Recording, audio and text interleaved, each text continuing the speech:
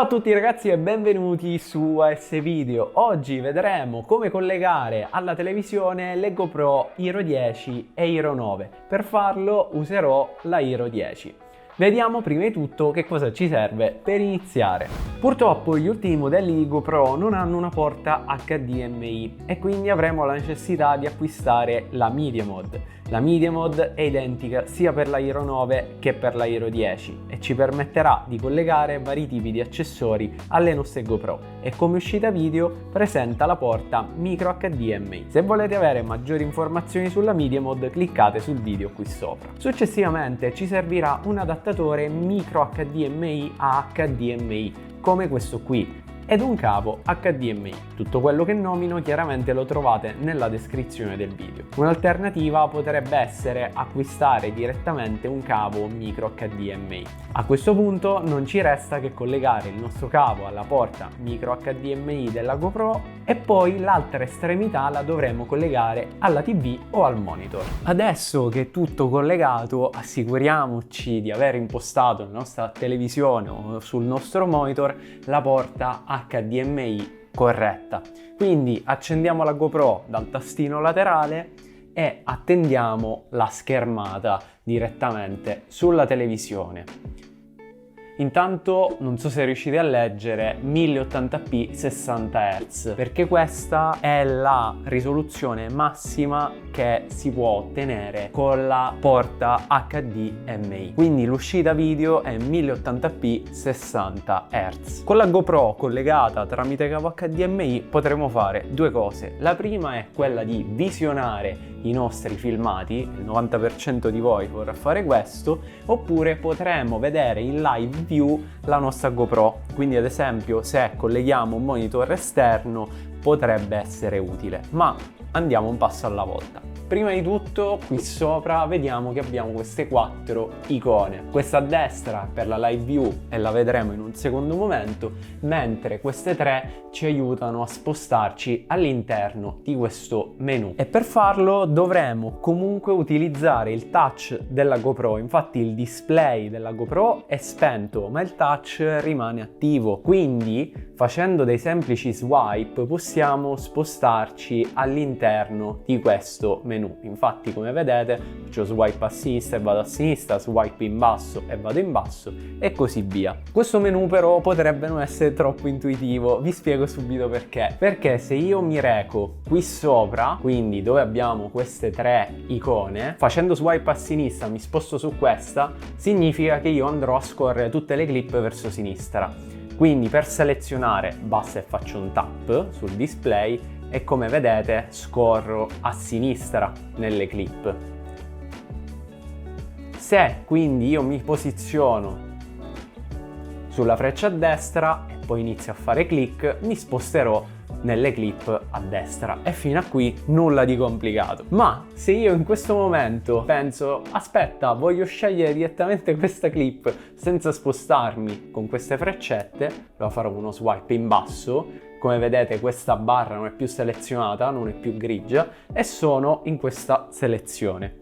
Quindi mi sposto, dico perfetto, voglio aprire questo video, clicco e come vedete non apro il video e mi sposto a destra. Perché? Perché l'ultima funzione selezionata è quella lì della freccia a destra. La stessa cosa succede se lascio selezionata la freccia a sinistra, quindi se voglio navigare manualmente in questo menu dovrò assicurarmi che sia questa la voce selezionata. Infatti adesso che c'è questa selezionata e io mi sposto giù, magari clicco su questo, come vediamo riusciamo a vedere il filmato. Quindi torno di nuovo nel menu precedente. Se non vogliamo muoverci manualmente possiamo utilizzare questa barra per spostarci magari a destra. Voglio aprire questo filmato, allora di nuovo swipe a sinistra, seleziono la mano che fa il click e quindi a questo punto basta che clicco e partirà quest'altro video.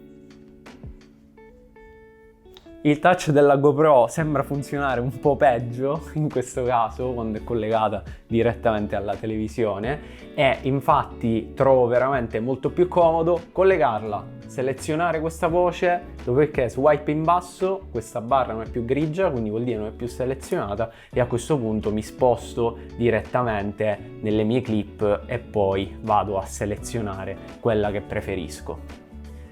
Una volta all'interno della clip, come vediamo, abbiamo il tasto play pausa, indietro, avanti, abbiamo il tempo, possiamo mandare indietro veloce, avanti veloce, oppure qui abbiamo il tasto del menu, che è quello che ho premuto più volte prima per tornare all'elenco dei nostri filmati. Ovviamente è disponibile anche l'audio in queste registrazioni, infatti facciamo partire un altro video.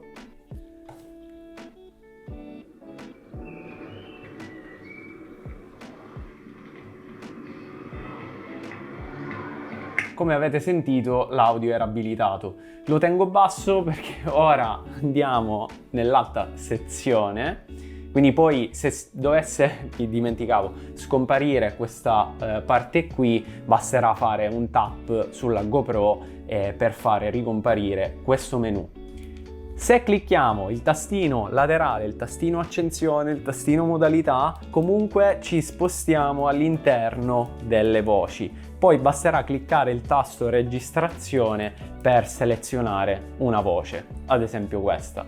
La stessa cosa, chiaramente, la possiamo fare anche nel menu di prima, quindi con questo tastino mi vado a spostare in queste modalità, e potrebbe essere forse la cosa più semplice se non si vuole utilizzare il touch della GoPro. Quindi io magari scorro il video, seleziono questo, mi sposto qui, riseleziono questo, clicco così e parte questo video non a fuoco.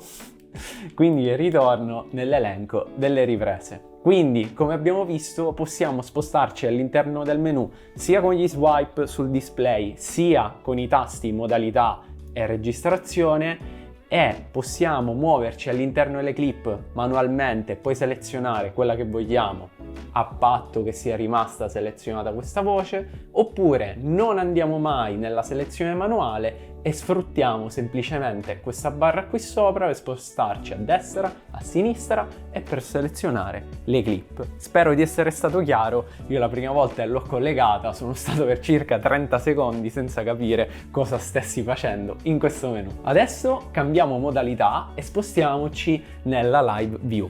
Quindi, come vedete, mi sto continuando a spostare sempre con il click laterale, ma appunto lo posso fare anche con gli swipe. Per selezionare o clicco il tastino rosso o il tap sul display. Allora, come vediamo, in questo momento ci sono io perché sono proprio in live view. In alto a destra vediamo la percentuale della batteria, in alto a sinistra abbiamo il tempo rimanente di registrazione, qui in basso sono scomparse le modalità, ma basta che clicco. Come vediamo abbiamo registrazione, la modalità, i nostri preset. Possiamo tornare al menu o nascondere questa inquadratura, ovvero cioè questo menu. Infatti clicco qua, come vediamo scompare tutto. Se rifaccio il tap sul display purtroppo non ricompare, quindi per farlo comparire nuovamente dovrò cliccare nel tasto laterale modalità e ricomparirà tutto. Selezionando la modalità possiamo cambiare appunto modalità foto, modalità video, modalità temporizzato.